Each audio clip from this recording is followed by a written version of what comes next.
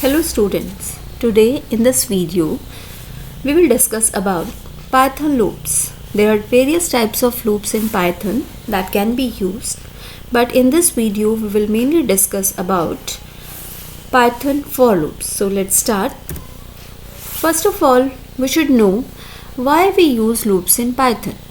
The looping simplifies the complex problems into the easy ones.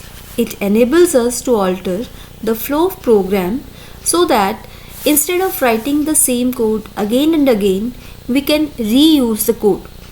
So, for example, if we want to print first 10 natural numbers, then instead of using the print statement 10 times, we can print that print statement inside a loop and which will execute for 10 iterations. So, the main advantage of for loop or a loop is that it provides code reusability. We need not to write the code again and again, and we can traverse over the elements of data structures like arrays or linked lists. So, the for loop in Python is used to iterate the statements or a part of the program several times.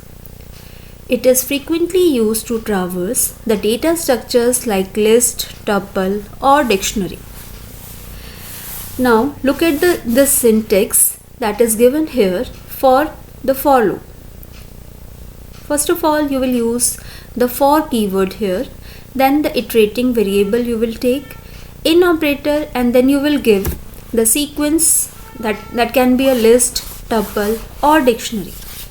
And here you will write the set of statements which you want to execute again and again. So let us see with the help of a flowchart.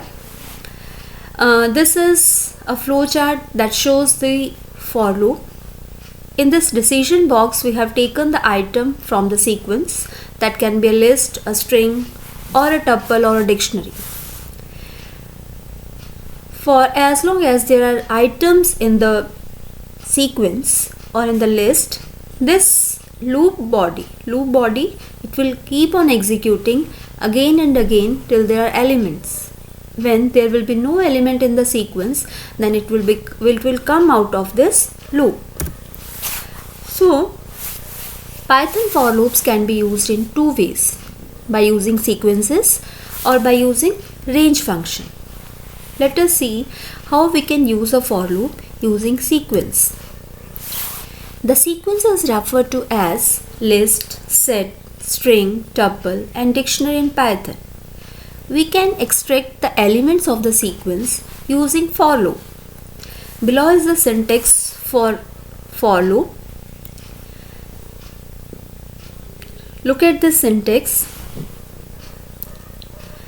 We have discussed is now let us understand this by using one example. Here we have taken one string, a variable str, and we have used or we have stored the string Python in this str.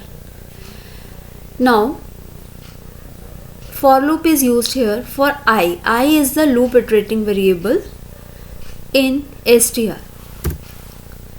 So, and we want to print the elements of this string. Now we have used the print statement here, print I. Now the elements of str, it will come one by one in this I, means first time the value of I will be p, then it will print that p, then in next iteration the value of I will be y, it will print y, and so on.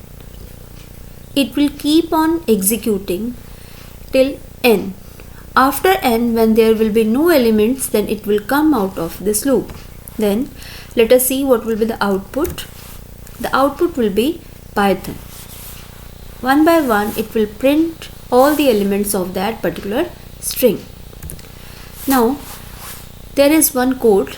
Now you have to tell what will be the output of this code.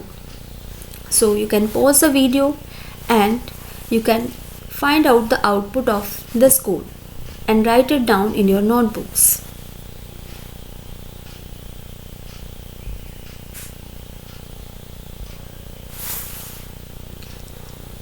Now let us see what will be the output of this code. Here in this code we have taken one list. It has 6 elements, and we have taken the variable for I in list 1.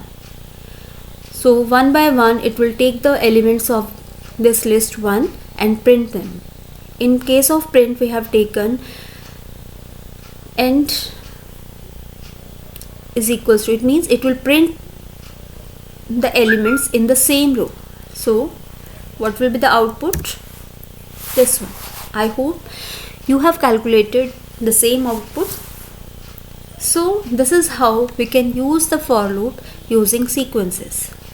Now let us see how we can use the for loop using range function.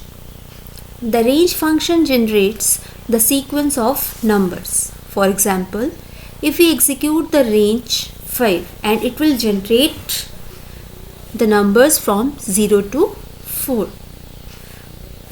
The syntax of range functions is given below. Now you can see here, this is the syntax for range functions. It takes 3 arguments: start, stop, and the third one is the step size. Start represents the beginning of the iteration. For example, when we have taken here 5, then it will start from the 0. Stop means, stop indicates the end for loop, and it will iterate for stop -1. Third is step size. The step size keeps the specific number of iterations. This step size, it is optional, and by default the step size is 1. Now let us understand by using one example. Here we have taken this code for I in range 10. We have given here the argument as 10. Now what will happen? Print I. So the first value, it will iterate from 0 to this 10 minus 1, 9, means it will print the values from 0 to 9, and in the same line, because we have given here AND argument. So first time the value of I will be 0, then it will print it, then next 1, then it will again print it, then 2, then again it will print 2, and keeps on executing till it reaches this value. But it will not include 10 in printing. It will print up to 10 minus 1. Now there is one more example. Traverse the elements using range function. For example, we have given here a list, and there are names in the list for I in range list 1. Then print, we have taken one string value, that is hi, and the elements of the string one by one. Now pause the video for some time and write down the answer in your notebooks. What this code will print.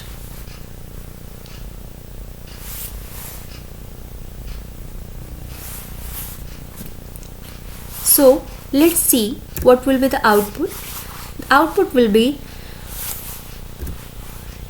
one by one I will take values from this list, and it will print those values along with this string hi. For example, first the value of I will be Peter, then it will comes to this print statement, print hi, and then Peter.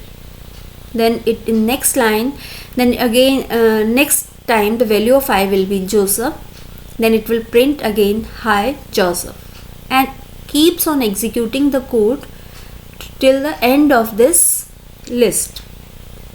So this will be the output of the code.